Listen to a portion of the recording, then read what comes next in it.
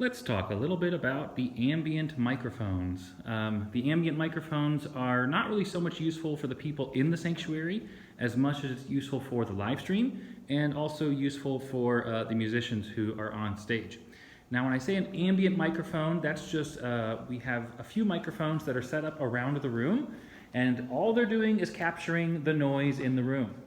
This is one of those. It's a Rode NT1A, a condenser microphone that requires phantom power, and it's just on the stage pointing out at the room. So nothing too special there. Most of the time it'll pick up, honestly, people in the front row. Anyway, so that's ambient microphone number one. And then we have two other ambient microphones. They are actually ceiling mounted up there. They are a pair of Lewitt Audio, what's their model number? Like LC010. They're called a match because they're really small. Anyway, they are both small diaphragm condenser microphones, and they are kind of pointed at the, kind of from the ceiling down over across the congregation. And the idea is there that they would pick up kind of a lot of the general noises of the room and the people who are singing out in the room. So that is where the ambient microphones are set up. I'm not sure if I mentioned, those two up there, also condensers, so they also require phantom power, so 48 volt phantom power on each. Now, let's go on over to the board and see how those are coming in and what those will do. Okay, so on the board, to find them, they are on the second page in the channels 17 to 32 patch of channels right now. You've got the stereo, the match microphones. Those are up on the ceiling. Those are room L and room R, left and right, channel 23 and 24. And then the Rode microphone up front, that's ambient, channel 20. You'll notice both of those channels, we got 20 right here. We've got the match right here. The match, you'll notice that's a stereo pair, so they're going to move together. The volume's usually up already. You don't need to mess with it typically. And so this does not come, neither of these channels will come through the main speakers. They're not routed to go to the main speakers. But they do go to the live stream. They also go to the musicians' in-ears. There's a channel in the in-ears where these three microphones all go to the same channel. It's the crowd channel on the personal mixers. Now, if you bring up the volume on any one of these channels, the people on the live stream will hear it. The musicians will not hear it because the musicians, remember, their in-ears. The only changes they hear are when you mess with the gain settings.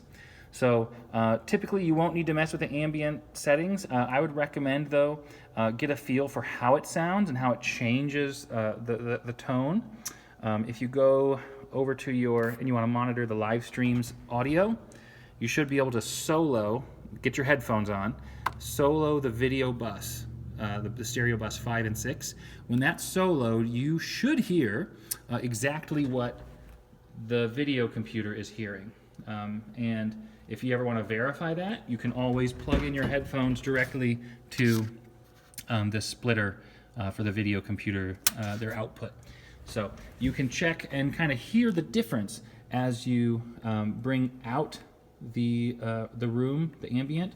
It'll start to sound a lot more dry because all the microphones you're hearing are going to be the microphones that are on the musicians themselves or on the instruments. But with the ambient channels up, it brings a little more reverb to the room. You can hear people's voices as they're singing or talking or whatever. So that's just a handy way to make the sound a little more natural for people at home. But do be careful, because if you drive this too hard and you have too much of the room in there, it'll start to sound very echoey, very distant, and just kind of make everything sound muddy and undefined. So you want to find that sweet spot to taste where there's a little bit of the room in there, but you can still hear the kind of the main thrust of whatever you want the people at home to hear. And that is how the ambient mics are set up.